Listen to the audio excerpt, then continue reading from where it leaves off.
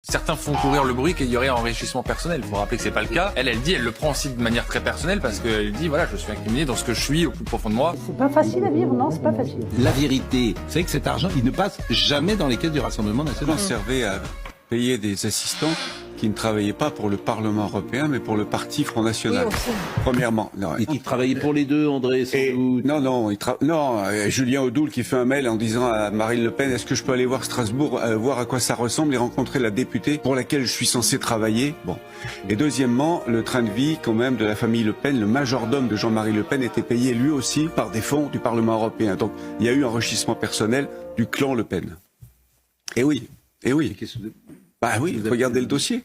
Non, mais le majordome n'est pas payé par le Parlement. Si, il avait un contrat d'assistant parlementaire comme le garde du corps. Ah ben non, mais le garde du corps... Mais... Le garde du corps, moi je veux bien... Comment vous faites C'est intéressant ça, le garde du corps. Oui. Comment vous faites quand vous êtes un homme politique extrêmement important et ciblé?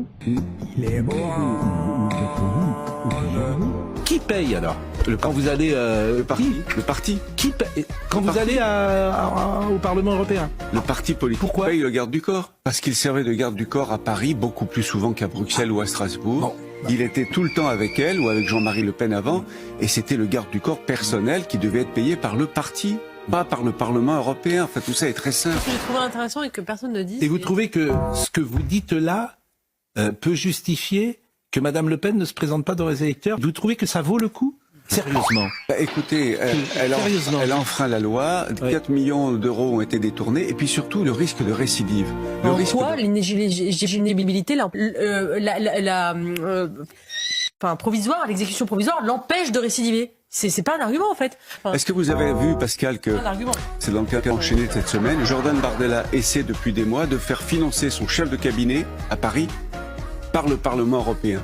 Donc vous voyez qu'au RN, ils ont toujours cette tentation de faire payer leurs assistants du parti par le Parlement. Tout ça est illégal. Voilà. Et c'est ça que vous...